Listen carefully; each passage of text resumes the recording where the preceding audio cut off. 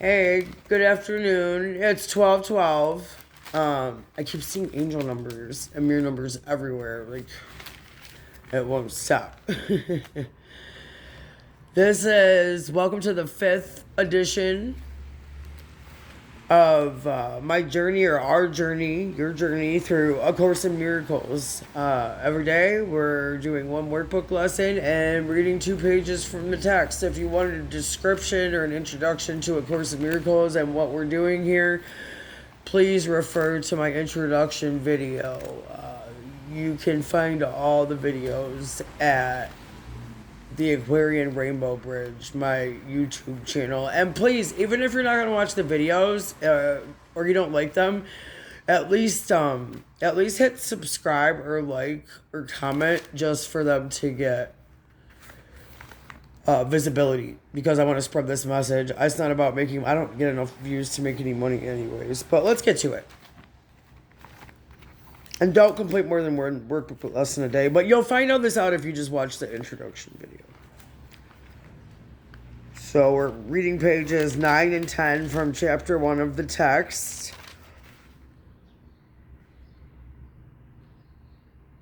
We are starting with section 3, Atonement and Miracles. Verse 1. I am in charge of the process of atonement, which I undertook to begin. When you offer a miracle to any of your brothers, you do it to yourself and me. The reason you come before me is that I do not need miracles for my own atonement. This is Christ speaking. But I stand at the end in case you fail temporarily. This book was transmitted by Christ and the Holy Spirit to two atheist doctors of psychology. Stories in the introduction. Make sure you buy a copy of this book, though. It's going to take you a year to get through this. My part in the atonement is the canceling out of all errors that you could not otherwise correct. When you have been restored to the recognition of your own original state, you naturally become part of the atonement yourself. As you share my unwillingness to accept error in yourself and to others, you must join the great crusade to correct it. The power to work miracles belongs to you. I will provide the opportunities to do them. Christ will provide.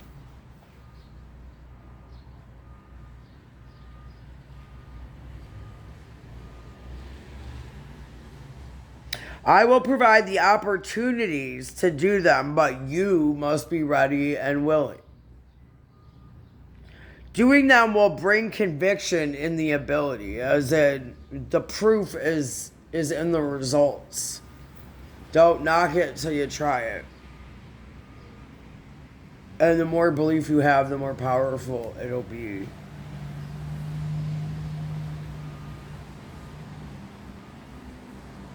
Doing them will bring conviction in the ability, because conviction comes through accomplishment. The ability is the potential. The achievement is its expression. And the atonement, which is the natural profession of the children of God, is the purpose.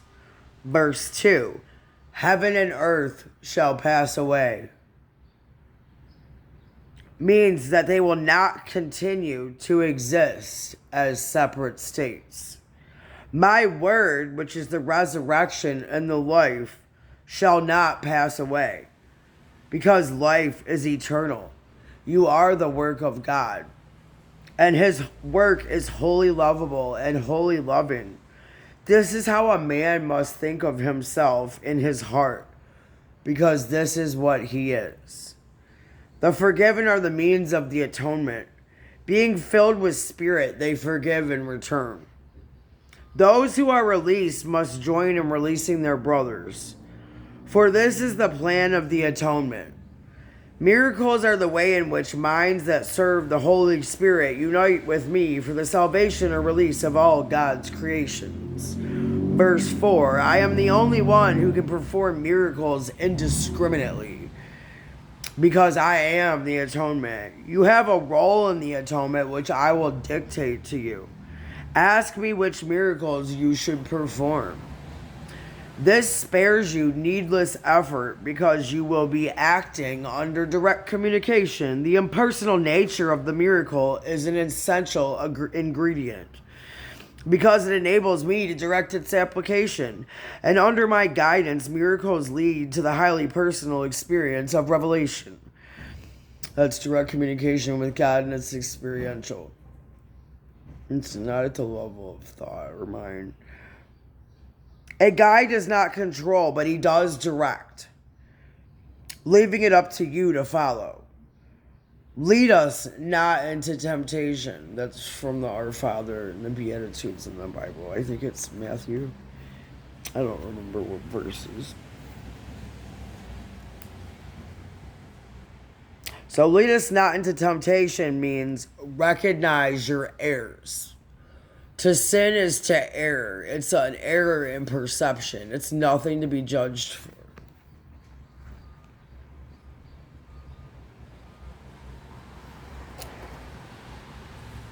Lead us not into temptation means recognize your errors and choose to abandon them by following my guidance. Verse 5, error cannot really threaten truth, which can always withstand it. Remember, the first verse of the Course in Miracles, nothing real can be threatened, nothing unreal exists. Herein lies the peace of God.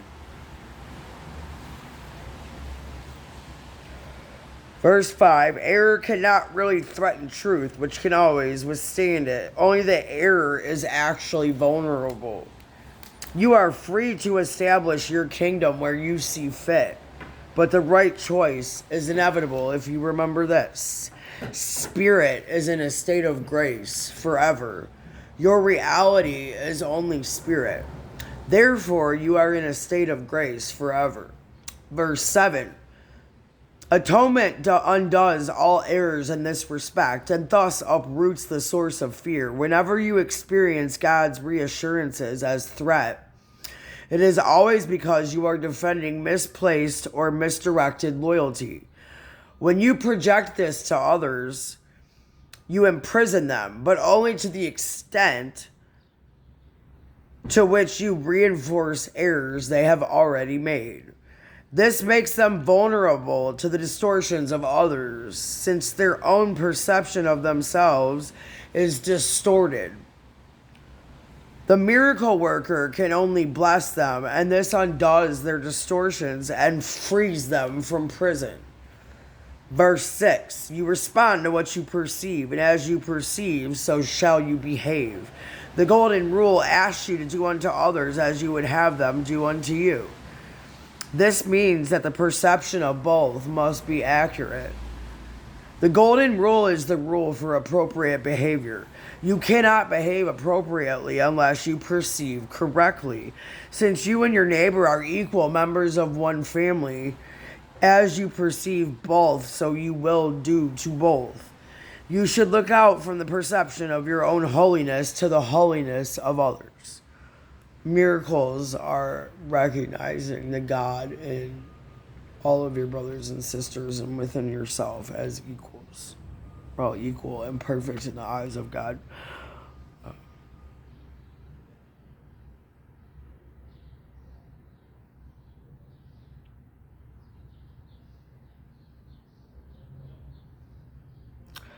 Verse 7.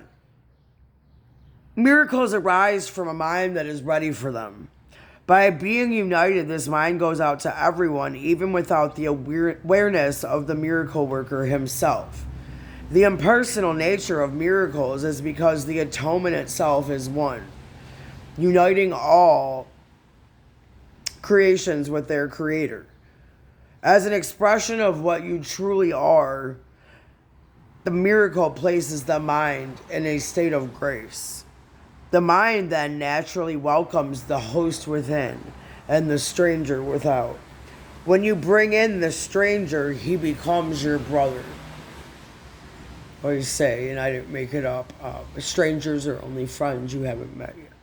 We're all family. Verse 8, that the miracle may have effects on your brothers that you may not recognize is not your concern. The miracle will always bless you. Miracles you are not asked to perform have not lost their value. They are still expressions of your own state of grace. But the action aspect of the miracle should be controlled by me because of my complete awareness of the whole plan. And I think that has to do, I get nervous anymore about praying for others because, like, who am I to say, like, what should happen to them or even them? Everything in our lives is exactly as it should be.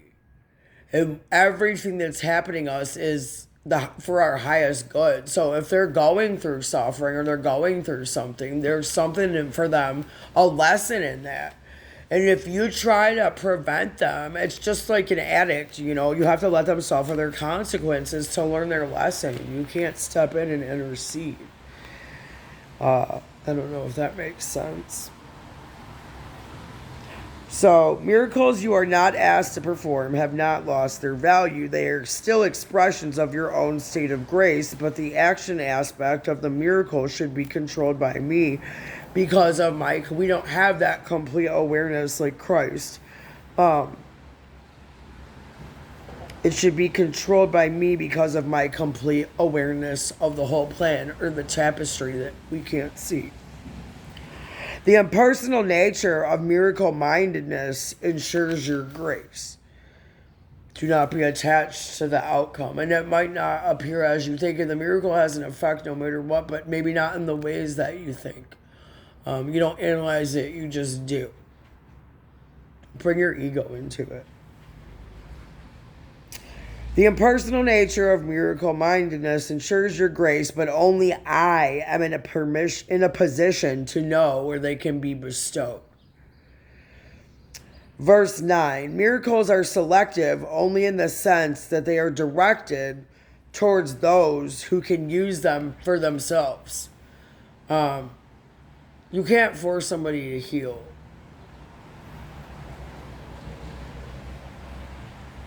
And you can't force them to receive the miracle. If they're not ready, they're not ready. Miracles are selective only in the sense that they are directed towards those who can use, help those who help themselves. Don't waste energy. Since this makes it inevitable that they will extend them to others, a strong chain of atonement is what welded. However, this selectivity takes no account of the magnitude of the miracle itself. Since the miracle aims at restoring the awareness of reality, it would not be useful if it were bound by laws that govern the error it aims to correct. That was all of section 3, pages 9 and 10 of chapter 1.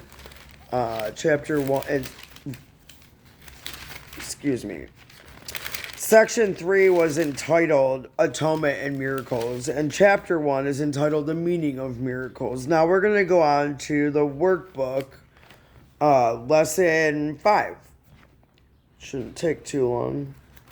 I say a few minutes, but with me reading and everything and talking, which I'm trying not to do so much of, it takes 5 or 10 minutes.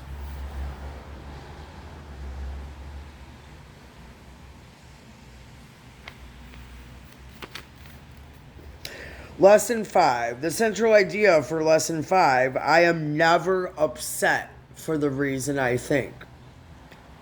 I am never upset for the reason I think. This idea, like the preceding one, can be used with any person, situation, or event you think is causing you pain.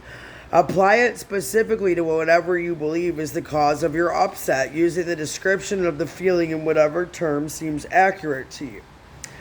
The upset may seem to be fear, worry, depression, anxiety, anger, hatred, jealousy, or any number of forms, all of which will be perceived as different. This is not true. However, until you learn that form does not matter, each form becomes a proper subject for the exercises for the day.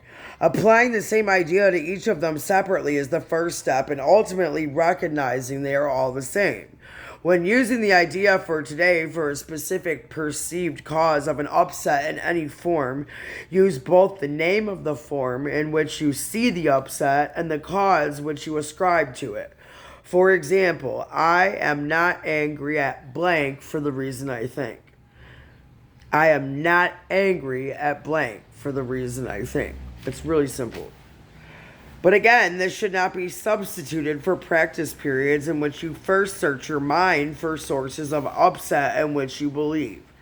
So search your mind for sources of upset and then say, I am not angry or I am not afraid of whatever feeling blank for the reason I think.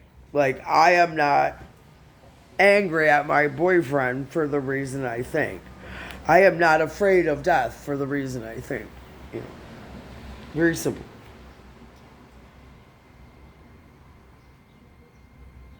So, but again, this should not be substituted for practice periods in which you first search your mind for sources of upset in which you believe and forms of upset which you think result. In these exercises, more than in the preceding ones, you may find it hard to be indiscriminate. And to avoid, be of no mind. Do not judge. Just let them be like a conveyor belt going by your thoughts. Just watch them.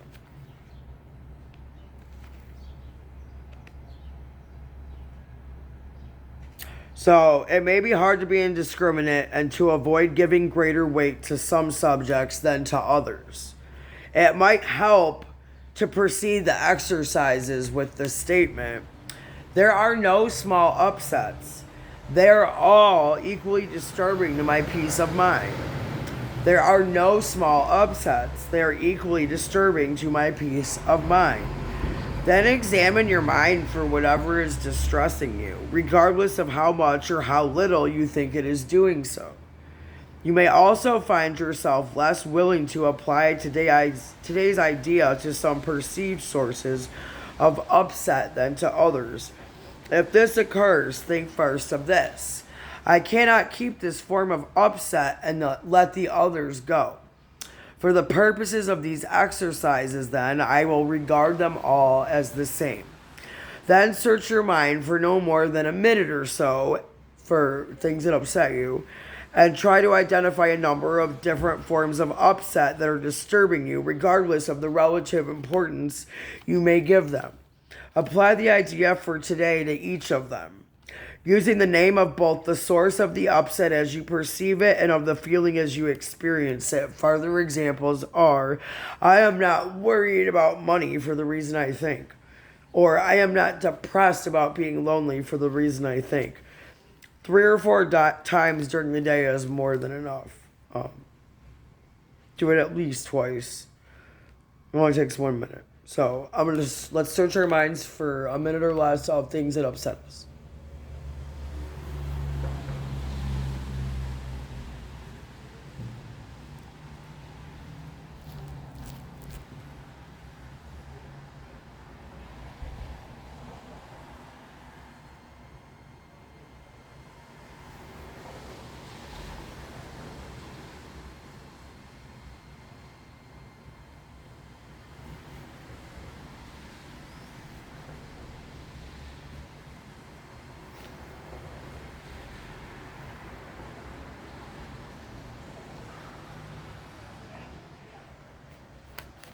Okay, now we're going to review whatever things that you thought about or, in your mind that upset you for the last 30 seconds to a minute. And then we're going to apply the idea. So whatever we're upset about, I'll just do the example. I'm going to do this for a minute or less.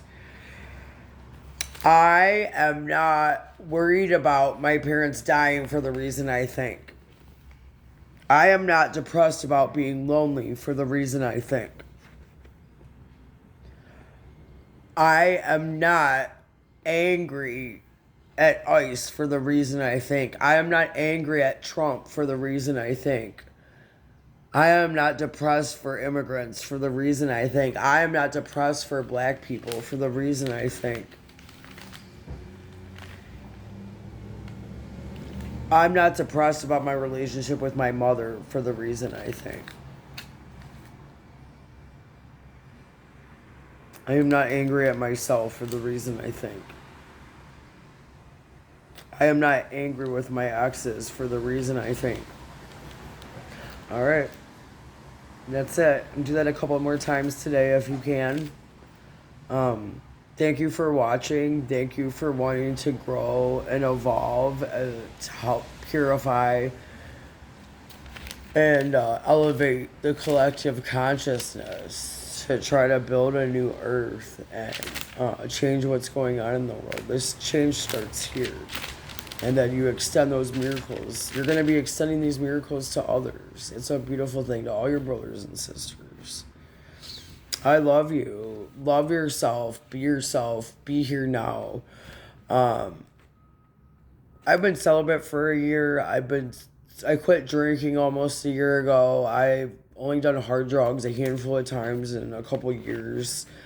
I quit. I started meditating again. I'm learning Reiki today. I'm praying. I'm working spiritual inventory and making amends. I'm doing so many things, but I can't ground. I can't focus no matter how much mindfulness. I shouldn't make negative affirmations, but I'm sorry if I'm all over the place sometimes.